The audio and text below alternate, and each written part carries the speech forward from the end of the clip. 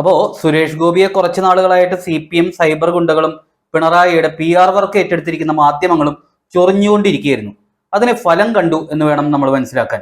ഏതായാലും ഇരന്ന് വാങ്ങിയ അവസ്ഥയായി ഇപ്പോൾ എല്ലാവർക്കും. നമസ്കാരം. ഇന്ന് നമ്മുടെ കേന്ദ്ര സഹമന്ത്രി സുരേഷ് ഗോപിയെ കുറിച്ചുള്ള വീഡിയോ ചെയ്യാമെന്ന് വിചാരിച്ചു. കാരണം LDF ജനങ്ങളെ വഞ്ചിക്കുന്ന രീതിയിൽ പ്രവർത്തിച്ചുകൊണ്ടിരിക്കുമ്പോൾ അവർക്ക് ഒരു പൂ ചോദിച്ചപ്പോൾ പൂക്കാലം തന്നെ നൽകി എന്നൊന്നും പറയാൻ പറ്റില്ല. പക്ഷേ അടി ഇരന്ന് വാങ്ങി എന്നൊക്കെ വേണമെങ്കിൽ വിശേഷിപ്പിക്കാം. അതിനു മുൻപ് വളരെ രസകരമായിട്ടുള്ള എന്നാൽ ജനങ്ങളെ സംബന്ധിച്ച് വളരെ ഗൗരവമായിട്ടുള്ള ഒരു കാര്യം പറഞ്ഞുകൊണ്ട് തന്നെ തുടങ്ങാം. അതായത് സുരേഷ് ഗോപി തൃശൂർ കോർപ്പറേഷനിൽ ഒരു ഭീഷണി മുഴക്കി. ഭീഷണി മുഴക്കാനുണ്ടായ ഒരു സാഹചര്യം എന്ന് പറയുന്നത് MP ഫണ്ട് മുടക്കാൻ അദ്ദേഹം തയ്യാറാണ്, പക്ഷെ അത് സ്വീകരിക്കാനോ അത് വേണ്ട രീതിയിൽ ചെലവഴിക്കാനോ ഉള്ള സാഹചര്യം നമ്മുടെ കമ്മ്യൂണിസ്റ്റുകാരും കോൺഗ്രസ്സുകാരും ചേർന്ന് ഭരിക്കുന്ന തദ്ദേശ സ്വയംഭരണ സ്ഥാപനങ്ങൾ ഒരുക്കി കൊടുക്കുന്നില്ല. അങ്ങനെ ജനങ്ങൾക്ക് വേണ്ട സമയത്ത് കിട്ടേണ്ടത് തടഞ്ഞു വെക്കുന്നു എന്ന് പറയാവുന്ന ഒരു ദുരവസ്ഥ. അതായത് തൃശൂർ കോർപ്പറേഷനിൽ പെടുന്ന ഹരിതനഗർ എന്ന് പറയുന്ന സ്ഥലത്ത് ഒരു ഹൈമാസ്റ്റ്, APG നഗറിലേക്ക് പോകുന്ന വഴിയിൽ ഒരു മിനി മാസ്റ്റ്, അതുപോലെ ടെമ്പിൾ അവന്യൂ ഭാഗത്തായിട്ട് ഒരു മിനി മാസ്റ്റ്, അങ്ങനെ 3 സ്ഥലങ്ങളിൽ ലൈറ്റ് ഘടിപ്പിക്കാനുള്ള ഫണ്ട് കഴിഞ്ഞ ജനുവരിയിൽ MP ഫണ്ടിൽ നിന്ന് അനുവദിച്ചിട്ടുണ്ടായിരുന്നു. പക്ഷെ അത് കോർപ്പറേഷൻ മനഃപൂർവ്വം തടഞ്ഞു വെച്ചു. അതറിഞ്ഞ സുരേഷ് ഗോപി കുറച്ച് ദിവസങ്ങൾക്ക് മുൻപ് ഒരു ഭീഷണി മുഴക്കി.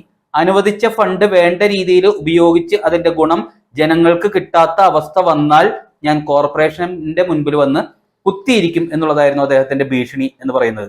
ഉടനെ 2 ദിവസങ്ങൾക്കുള്ളിൽ ഇത് അനുവദിച്ചുകൊണ്ടുള്ള ആ ഒരു നോട്ടിഫിക്കേഷൻ വെബ്സൈറ്റിൽ പ്രത്യക്ഷപ്പെട്ടു. അപ്പോ ജനങ്ങൾക്ക് ഇപ്പോ മനസ്സിലായിട്ടുണ്ടാവുമല്ലോ എന്തുകൊണ്ടാണ് സുരേഷ് ഗോപി വീണ്ടും വീണ്ടും കോർപ്പറേഷൻ BJPക്ക് തരണം, MLA-മാരെ BJPക്ക് തരണം എന്നൊക്കെ ആവശ്യപ്പെടുന്നത് എന്ന്. ഇനി ഇരുന്ന് വാങ്ങിയതിനെ കുറിച്ച് കൂടി പറയണമല്ലോ. അതാണല്ലോ നമ്മളുടെ വിഷയം എന്ന് പറയുന്നത്. അതായത് വരാൻ പോകുന്ന തദ്ദേശ തെരഞ്ഞെടുപ്പും നിയമസഭാ തെരഞ്ഞെടുപ്പും ഒക്കെ മുന്നിൽ കണ്ടുകൊണ്ട് സുരേഷ് ഗോപി ഒരു യജ്ഞത്തിന് തുടക്കം കുറിച്ചിട്ടുണ്ടായിരുന്നു.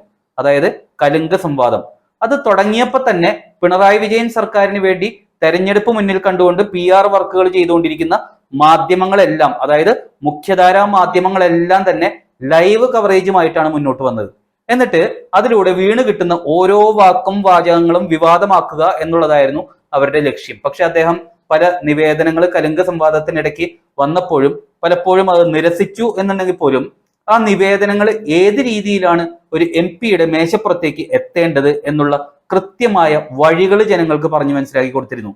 മാത്രമല്ല ചില നിവേദനങ്ങൾ ആരാണ് കൈകാര്യം ചെയ്യേണ്ടത്, അതായത് സുരേഷ് ഗോപി അല്ല കൈകാര്യം ചെയ്യേണ്ടത്, വേറെ ചിലരാണ് എന്നുള്ളതും ജനങ്ങൾക്ക് മനസ്സിലാക്കി കൊടുത്തുകൊണ്ടിരുന്നു. അത് സത്യത്തിൽ കേരളത്തിലെ വാഗ്ദാനങ്ങൾ മാത്രം നൽകി മുന്നോട്ട് പോയിക്കൊണ്ടിരിക്കുന്ന LDF UDF മുന്നണികൾക്ക് തലവേദന സൃഷ്ടിക്കുകയാണ് ചെയ്തത്. അതോടെ മാധ്യമങ്ങളുടെ ലൈവ് കവറേജ് നൽകാനുള്ള ആ ഒരു ഉത്സാഹം ഇല്ലാതായി എന്നുള്ളതാണ് സത്യാവസ്ഥ. അതായത് ഇപ്പൊ തന്നെ നിങ്ങൾക്ക് ശ്രദ്ധിച്ചാൽ മനസ്സിലാവും, ലൈവ് കവറേജിന് പകരം പ്രസക്ത ഭാഗങ്ങൾ കട്ട് ചെയ്തിട്ട്, അതായത് സുരേഷ് ഗോപിക്ക് മൈലേജ് കിട്ടുന്ന ഭാഗങ്ങൾ കട്ട് ചെയ്ത് മാറ്റിയതിന് ശേഷം വിവാദമാക്കാവുന്ന ഭാഗങ്ങൾ മാത്രമാണ് മുഖ്യധാരാ മാധ്യമങ്ങളിലൂടെ പുറത്തേക്ക് വരുന്നത്. പക്ഷേ ശിവൻകുട്ടിയുമായിട്ടുള്ള പോര്, മാധ്യമങ്ങൾ നടത്തുന്ന ഈ നെറുകെട്ട പ്രവർത്തനങ്ങൾ, CPM സൈബർ ഗുണ്ടകൾ നടത്തുന്ന ആക്രമണങ്ങൾ, ഇതെല്ലാം അദ്ദേഹത്തിന് കൂടുതൽ ഊർജം നൽകി എന്ന് വേണം നമ്മൾ കരുതാൻ. ഇപ്പൊ തന്നെ അദ്ദേഹം 2019 മെട്രോ തൃശ്ശൂരിലേക്ക് നീട്ടും എന്ന് പറഞ്ഞ ഫേസ്ബുക്കിലിട്ട പോസ്റ്റ് കുത്തിപ്പൊക്കിക്കൊണ്ട് ഒരു കൂട്ടം സൈബർ പോരാളികൾ രംഗത്തേക്ക് വരുന്നു. അതുപോലെ എയിംസ് തൃശ്ശൂരിൽ വരും എന്ന് പറഞ്ഞതല്ലേ, എന്നിട്ട് എന്തായി എന്ന് ചോദിച്ചുകൊണ്ട് മറ്റൊരു കൂട്ടർ രംഗത്തേക്ക് വരുന്നു. അങ്ങനെ ഓരോന്നുമായിട്ട് വരുമ്പോൾ അദ്ദേഹം കൃത്യമായിട്ട് ഫേസ്ബുക്കിലൂടെ തന്നെ മറുപടികളും കൊടുക്കുന്നുണ്ട്.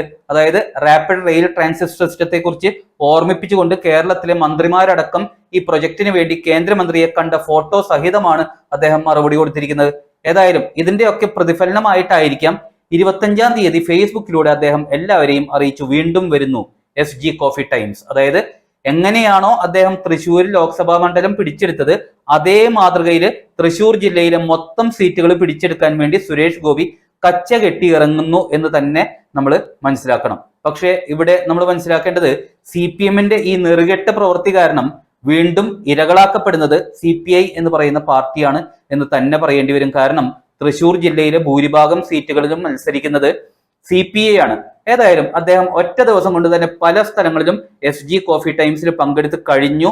ആദ്യ ദിവസം തന്നെ അദ്ദേഹം LDF-ന് കനത്ത തിരിച്ചടിയുമാണ് നൽകിയിരിക്കുന്നത്. അതായത് തൃശ്ശൂരിലെ കോർപ്പറേഷൻ സ്റ്റേഡിയത്തിന് കേന്ദ്രം നൽകിയ 19 കോടി രൂപയ്ക്ക് തുരങ്കം വെച്ച കോർപ്പറേഷനിലെ LDF കൗൺസിലർമാർക്കാണ് അദ്ദേഹം ആദ്യം തന്നെ പ്രഹരം നൽകിയിരിക്കുന്നത്. ഏതായാലും സുരേഷ് ഗോപിയെ ഒന്ന് ചൊറിഞ്ഞു, അദ്ദേഹം പൊളിച്ചെടുക്കാൻ വേണ്ടി തന്നെ ഇറങ്ങിത്തിരിക്കുന്നു എന്ന് വേണം നമ്മൾ കരുതാൻ.